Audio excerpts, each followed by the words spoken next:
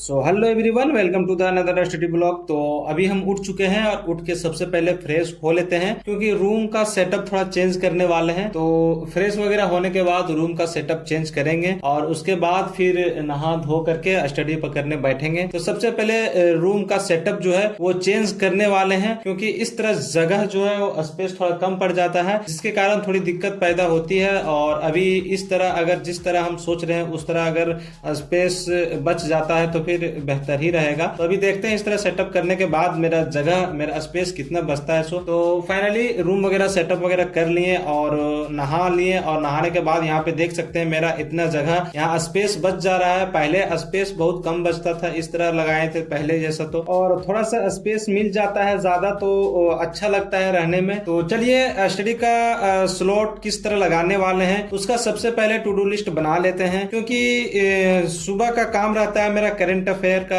Analysis देखना। 8 बजे analysis आ जाती है और हम 8 बजे के बाद स्टार्ट कर देते हैं लेक्चर देखने के लिए, और उसके बाद फिर जीएस का पोर्शन उठाते हैं, फिर ऑप्शनल का पोर्शन उठाते हैं, या पहले ऑप्शनल का उठाते हैं या जीएस का, इस तरह करके 2 सेशन उधर रहता है मेरा और 1 सेशन करंट अफेयर का, और जो लास्ट सेशन रहता है वो रिविजन का रहता है। तो यहाँ पे फाइनली टू डू लिस्ट बना लिए, और टू डू लिस्ट बनाने के बाद जो भी स्लॉट है उसको कंप्लीट करते हैं। यानी जो पहला स्लॉट मेरा करंट अफेयर का था वो हम पहले कर चुके हैं स्नान करने से पहले ही।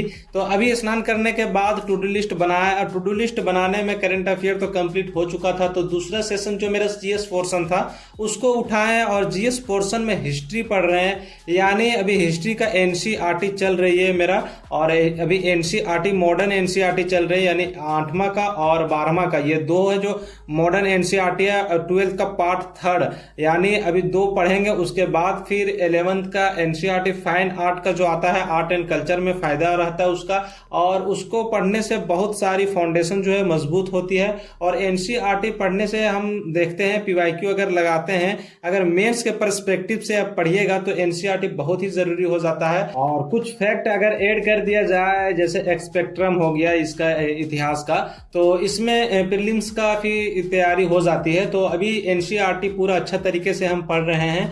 तो अभी हिस्ट्री का एनसीईआरटी पढ़ने के बाद हम ऑप्शनल उठाएंगे। तो चलिए हिस्ट्री का 8 क्लास का एनसीईआरटी कंप्लीट करते हैं, उसके बाद फिर मिलते हैं नेक्स्ट स्लॉट में।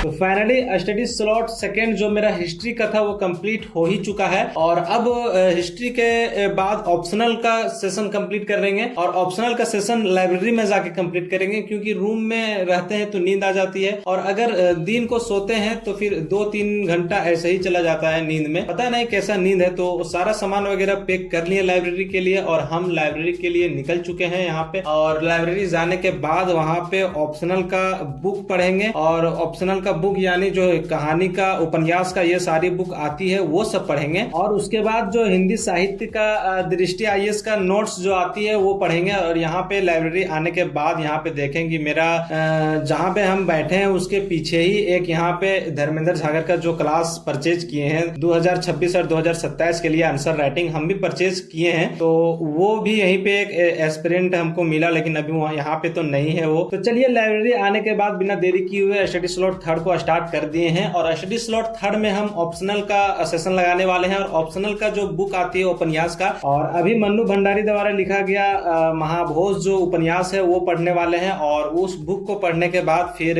रीडिंग करेंगे नोट्स का। तो फिर साथ साथ इस तरह अच्छा रहता है पढ़ने में। और दृष्टि आईएएस का जो है नोट्स वो सफिशियंट है हिंदी साहित्य के लिए, अदरवाइज पीवाईक्यू भी बहुत ही इंपॉर्टेंट हो जाता है, तो पीवाईक्यू लगाते चलते हैं। तो आज पीवाईक्यू नहीं लगाएंगे क्योंकि बुक लाना भूल गए हम। यहाँ पे यही होता है, लाइब्रेरी जाने के बाद कोई बुक लाना भूल जाते हैं तो फिर वो छूट ही जाता है। तो चलिए बुक पढ़ लिए, और बुक पढ़ने के बाद अब नोट्स पे आ गए हैं, और फटाफट नोट्स पढ़ लेते हैं, और उसके बाद फिर हम रूम की तरफ चलेंगे।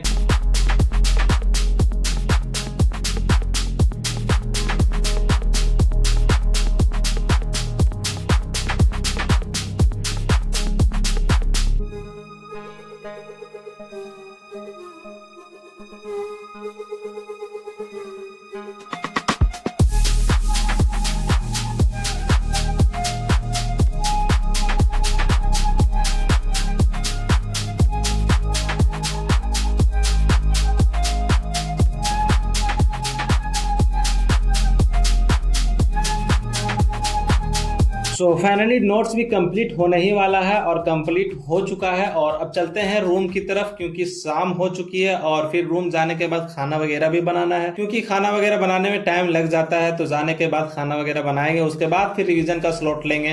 तो आज के लिए इतना ही, और अपना प्यार इसी तरह से बनाए रखिएगा और हो सकता है अपने दोस्तों को भी शेयर कीजिए, क्योंकि हो सकता है आप इस वीडियो को देख के अपना रूटीन फॉलो कर सकते हैं और आपका दोस्त भी फॉलो कर सकते हैं। जो बिगिनर होंगे वो, और जो सीनियर होंगे वो तो अपना रूटीन फॉलो करते होंगे, उसका कोई बात ही नहीं है।